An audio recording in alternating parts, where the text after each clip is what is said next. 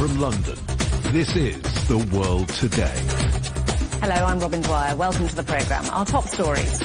China's foreign minister meets European leaders after calling on all stakeholders in the Russia-Ukraine conflict to be involved in peace talks. No decisions about Ukraine without Ukraine. No decisions about Europe without Europe. Ukraine's President Zelensky says his country won't accept any peace deal that's agreed behind Kyiv's back. Over 350 Palestinians are being released by Israel after Hamas frees 3 hostages as a fragile ceasefire holds. And the United Nations calls for urgent dialogue after rebels make more gains in the Democratic Republic of Congo.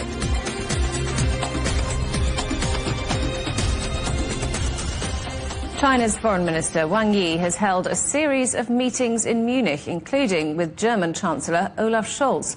Earlier, he told the Munich Security Conference that Europe must address the root causes of the conflict in Ukraine and that all parties must be involved in reaching a peace deal. Ukraine's President Volodymyr Zelensky told the conference that his country wouldn't accept any deal that was reached behind its back. Let's go to Munich now and talk to our correspondent there, Natalie Carney. So, Natalie, Wang Yi's held several meetings in Munich, hasn't he? Yes, he has, and he is expected to hold a few more before the day is up. But as you've mentioned, he has previously spoken with the German Chancellor, Olaf Scholz, where they discussed international security and cooperation. Mr. Wang spoke of China's willingness to work with Germany to advance bilateral partnership and jointly safeguard peace and security. He also then met with the head of the main opposition party here in Germany, Friedrich Merz. The two of them as well spoke of international security and global trade. One more powerful meeting was with Kaja Kallas. She's the EU, of course, High Representative for Foreign Affairs. Kallas stressed the EU's readiness to continue the dialogue and cooperation with China in areas such as trade, the economy, and climate change. They also discussed EU-China relations as well as the geopolitical situation across the continent. Now, in regards to Ukraine, Wang earlier said that called on all parties involved in the situation in Ukraine to engage in peace talks and also stressed Europe's importance in those conversations, in a peace plan for Ukraine and in a political solution in Ukraine. And Ukraine's President Volodymyr Zelensky has also been addressing the conference. What did he have to say? Yes, he took to the stage earlier on Saturday to yet another standing ovation for another year here. And interestingly, 3 years ago when he took to the stage, he had to use his native language, Ukrainian, but now as the years unfortunately have continued, he is now comfortable enough to address the crowd in English. He did call for a unified European army to counter Russian aggression and to reduce the continent's dependence on military support. Here's a bit more of what he said. Many leaders have talked about Europe that needs its own military, an army of Europe. I really believe that time has come. The armed forces of Europe must be created. This comes amidst, of course, shifting U.S. foreign policy with the Trump administration now in the White House. German Chancellor Olaf Scholz, who also spoke this morning, also expressed concern about U.S. interference in EU affairs. This, of course, stems from the Vice President of the U.S., J.D. Vance's speech yesterday, which he criticized some of the diplomatic ways here in, or I should say, democracy here in Europe. NATO Secretary General Mark Rutte has also echoed the need for more European defense spending and enhanced cooperation amongst European leaders. Now, this idea of a European military, it's not the first time that they've spoken about it here, but it is the first time that these leaders are really considering and sitting down to talk about it. Natalie, thank you very much. Our correspondent Natalie Carney in Munich. Well, let's talk now to Isabel Hilton, who's founder of China Dialogue. Good to see you again, Isabel. Welcome back to the programme. So lots going on in Munich. Let's talk about what China's foreign minister has been up to. He's had a raft of meetings. What is China hoping to get out of this conference? Well, I think what China is manifestly getting out of this conference is a much improved relationship with Europe. Things had been pretty frosty, pretty much since the pandemic, and the announcement recently that Liu Xiaoye, who was noted as a wolf warrior ambassador in France, had been appointed to the European Union, made people slightly sit back. But Wang Yi has come in following two senior US officials who were so discourteous, so rude, and so ill-informed that, frankly, it's played greatly to China's benefit. So China has been able to present itself as a reasonable, steady, sober power, willing to help to hold up, to maintain the multilateral order, willing to play a role, though as yet undefined, in the conflict in Ukraine. And frankly, looking at the list of officials that Wang Yi has met, he's pretty much touched everybody that matters in those discussions and in the discussions about improving relations with the European Union. So a big success, I would say. Well, you mentioned, Wang Yi, speaking about Ukraine. Does China, do you think, have a role to play in potentially bringing the war in Ukraine to an end? Well, China did put forward what it called a peace plan. It was really a set of bullet points more than a year ago now. And that initiative needed to take on flesh, which it didn't. But now we have the extraordinary spectacle of Donald Trump negotiating bilaterally with Vladimir Putin.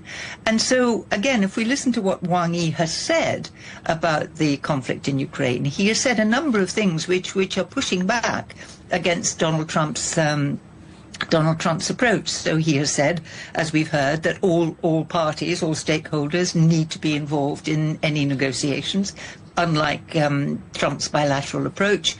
He's also said, and this is a line that China does repeat and is very important for Ukraine, that territorial integrity is a principle that has to be respected. Now, if that were carried through to the conflict in Ukraine, that would mean that Ukraine gets all the territories that Russia has occupied since 2013. That would be an extraordinary intervention if that's what China means by this. And finally, there was the observation, which again we've heard before, that any settlement must address the root causes. Now, the problem there is agreeing what the root causes are, because, of course, Russia says the root cause is that this was a defensive move against NATO, although there is no sign of NATO aggression. And China has tended to support that, whereas obviously Ukraine sees the root cause, and most of Europe sees the root cause as Russian aggression. So there's a bit of ambiguity there. But other than that, I would say that what Wang Yi has said about this terrible conflict has been much more acceptable both to Ukraine and to Europe than the interventions from the United States. How far China is prepared to take the risk of getting involved, we shall see. But it has enormous influence on Russia and could be a very useful player. Well, the United States' a new approach to trade in the shape of tariffs, also something that Wang Yi spoke out against. Do you think we are heading towards a trade war? What might that look like? Well, I think we're already in a trade war. I mean, again, President Trump has declared trade war on just about everyone, beginning with his closest allies. He tends to say things and then find that they're either undoable, or he backs off, or he insists, or you get a different message from other people in his team. So it's not entirely clear how this will play, but it does seem fairly clear that certainly vis-à-vis China, we are going to see an upping of the existing tariffs. And well, we'll see. China has weapons of its own, of course, and finally China may use its own particular strengths, which are a monopoly on the processing of rare earths and strategic minerals. Now, these are vital for US industry. So were China seriously to restrict those exports to the United States, I don't think it's going to benefit anybody. Of course, the Chinese position is that trade wars don't benefit anybody. It will mean higher prices all round and less trade. China needs to export, so it will continue to explore third markets, emerging economies, and it will be trying to get Europe to take a slightly friendlier view of advanced technologies from China. That will slightly depend, or considerably depend, on whether China can answer the security concerns that several European countries have about advanced technologies. But again, there's scope for discussion there. Isabel, great to talk to you as always. Thank you for coming on the programme. That's Isabel Hilton, founder of China Dialogue.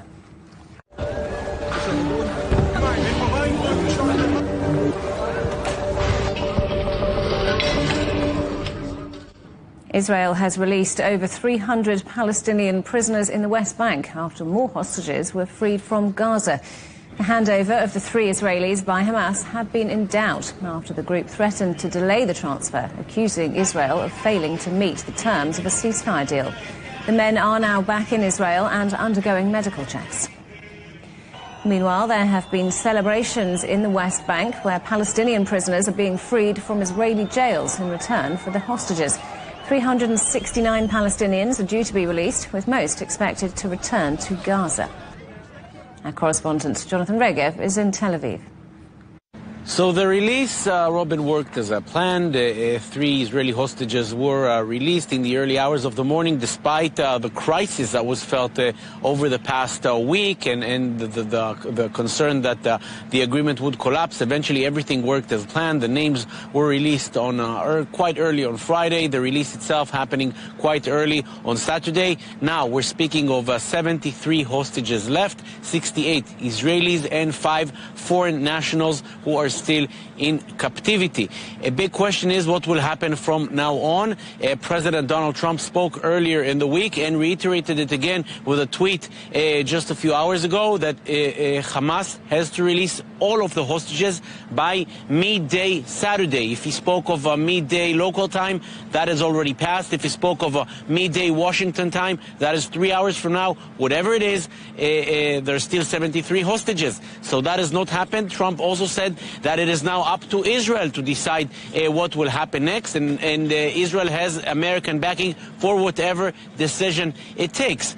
Would this be the pretext for Israel to renew military operations? Perhaps. We know that Prime Minister Benjamin Netanyahu is set to convene a security discussion later this evening. As opposed to all of the previous releases, Netanyahu knows that he has American backing if he wants to go back to war. That could certainly help him with his coalition, as his far-right members are urging to leave the agreement and go back to war. But that, of course, would put him in a difficult position with the Israeli public. Much of it is asking to continue with the ceasefire agreement, at least with the first phase. The Israeli public is very happy to see 3 hostages coming back every week, and at least according to plan, 3 more are set to come next Saturday. So this is where things are standing. 73 hostages are there. Regarding what we saw yesterday, enormous happiness and relief, as well as the 3 hostages that came out today looked much better than the 3 that came last week.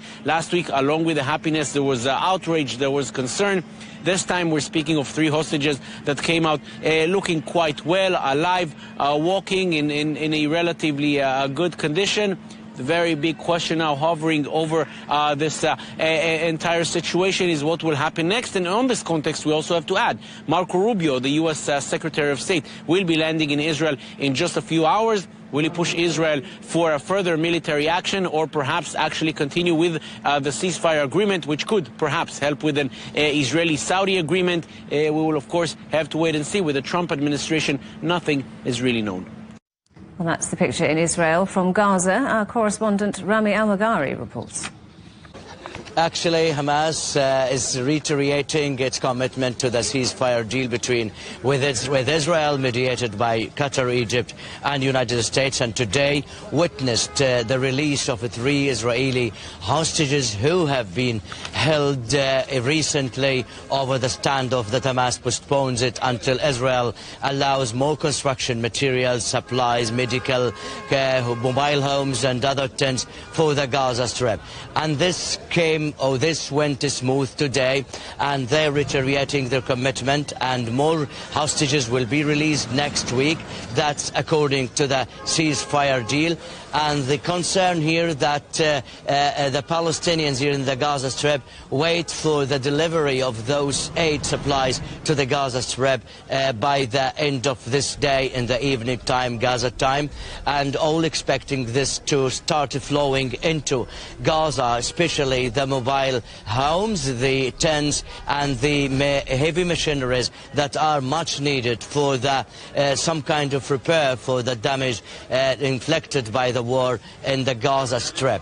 That's the concern here today, and we can say that it's not clear now whether Israel will proceed with a continuation, with the ceasefire deal based on the items agreed in the deal itself, or will be some kind of difficulties and hardships. The people's concern emanates from the fact that the Israeli Prime Minister had earlier hinted at what he believes to be more difficult, more complicated truce deal talks for the second phase. I mean here the second phase of the truce deal. And as Jonathan mentioned, that there will be a meeting with the security by the Israeli Prime Minister, and the American intervention is upcoming. So the picture is not clear. But what is clear now, crystal clear, is that the truce deal is going smooth as scheduled and as planned after Egyptian, Qatari mediators had intervened to prevent the restoration of the war against the Gaza Strip. You're watching CGTN. Still ahead, we're in Addis Ababa as African leaders discuss the fighting in the Democratic Republic of Congo after rebels entered another key city.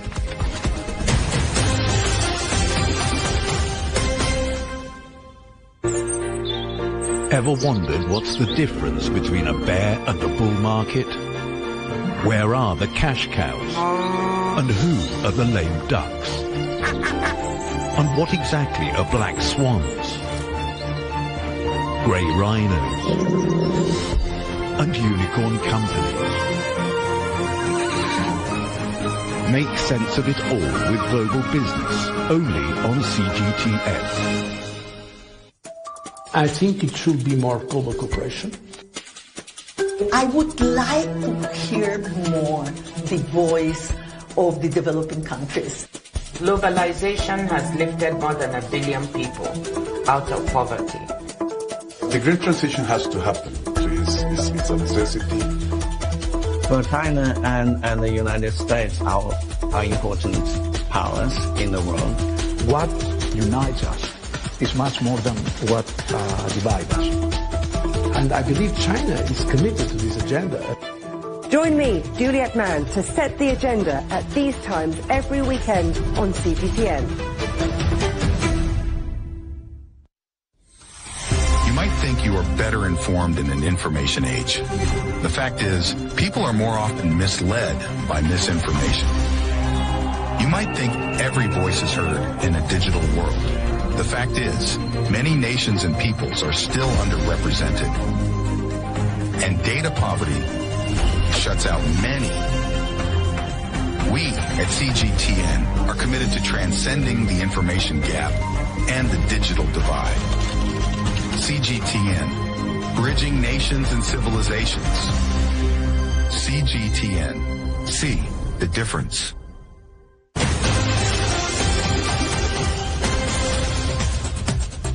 Welcome back. A reminder of our headlines. China's foreign minister meets European leaders after calling on all stakeholders in the Russia-Ukraine conflict to be involved in peace talks. Ukraine's President Zelensky says his country won't accept any peace deal that's agreed behind Kyiv's back. And over 350 Palestinians are being released by Israel after Hamas frees 3 hostages as the fragile ceasefire holds. Rebels in the Democratic Republic of the Congo say they've entered the eastern city of Bukavu. The M23 group, which the DRC says is backed by Rwanda, had previously given assurances that it had no plans to target the city. It comes as the African Union summit takes place in Ethiopia. Our correspondent Siobhan McCall reports. Congolese soldiers retreat from Kavumu airport as M23 fighters take control.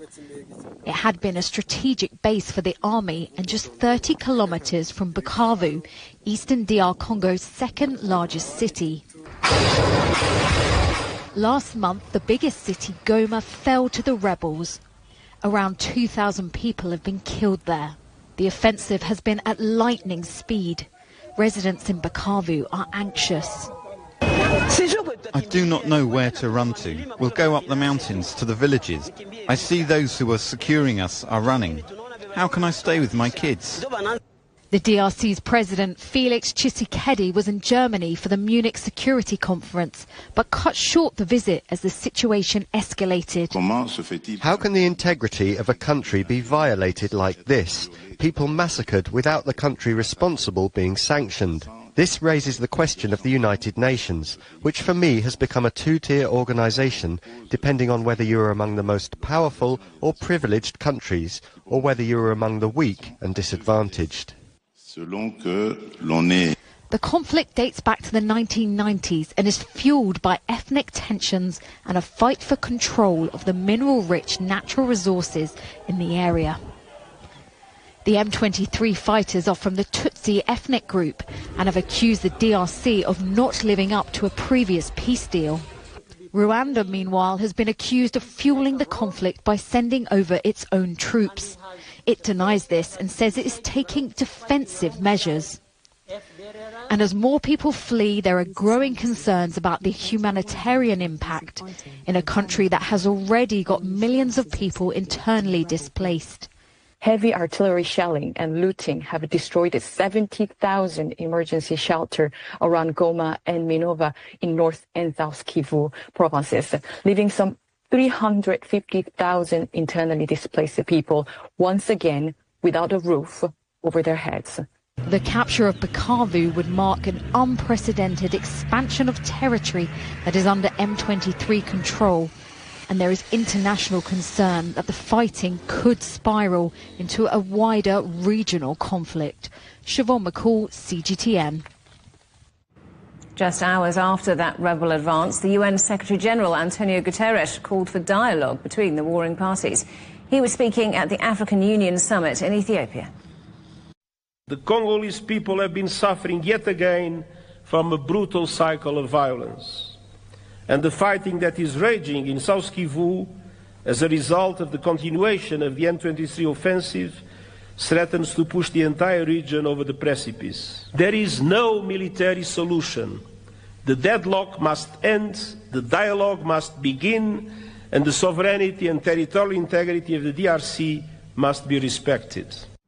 CGTN's Beatrice Marshall is at the summit.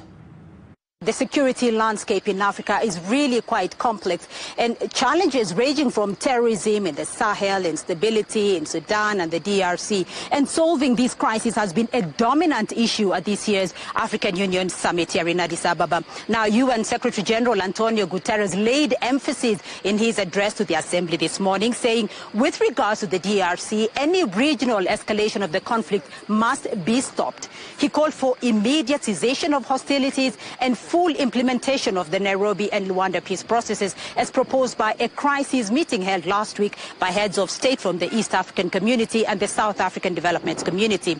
Now, a high-level security meeting chaired by the president of Equatorial Guinea, Obiang Nguema, went on late into last night. And going by reactions from Rwanda's Paul Kagame, no concrete proposals were arrived at.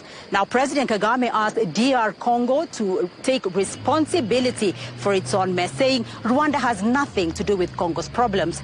Now, the DRC's President Tshisekedi at a security conference in Munich, which has been mentioned there earlier, had accused the UN of not taking action against its external aggressors. The summit here has also not preferred any solution to the almost two-year conflict in Sudan, with calls for increased humanitarian assistance and calls for a cessation of hostilities.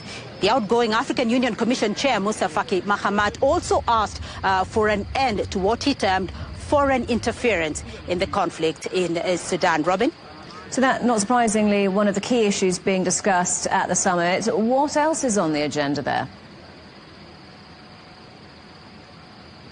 Well, as we speak, Robin, heads of states are in a closed-door session here because one of the main agendas here is to elect a new African Union Commission chair. The outgoing chair has served his 8 years, and the heads of state are going to be choosing a new African Union Commission chair to push forward the affairs of the commission. They are also choosing a deputy African Commission chair as well as commissioners for the various bodies. Thousands of students are holding their latest protest in Serbia after a deadly railway disaster in November. 15 people died when a roof collapsed at a newly renovated station in the city of Novi Sad. Many Serbians blame the tragedy on corruption, something that the government denies. Demonstrations have spread across the country to become its biggest protest movement in years. World #1 tennis player Jannik Sinner has accepted an immediate 3-month doping ban, meaning he could still play at the French Open in May. Sinner failed 2 drugs tests last year, but claimed he'd ingested a banned substance through being massaged. The World Anti-Doping Agency had appealed after he was cleared last August. A civil case accusing 2 of hip-hop's biggest names of raping a 13-year-old girl has been dismissed. The anonymous accuser voluntarily dropped their case against Jay-Z and Sean Diddy Combs, according to court records. Jay-Z, whose real name is Sean Carter, called the decision a victory. Sean Combs is currently in jail, awaiting trial on racketeering and sex trafficking charges.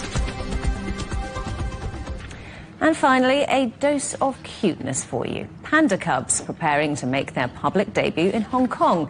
The 6-month-old twins are taking it all in their stride, climbing trees and tumbling off slides at the city's Ocean Park. The female and male have been nicknamed Jie and Didi, meaning elder sister and younger brother. But a competition's being held to officially name them. The pair were born in Hong Kong to parents given by Beijing. And that is The World Today. Thanks for watching. Coming up next, it's The Agenda with Juliette Mann. But for now, from all of the team here in London, it's goodbye.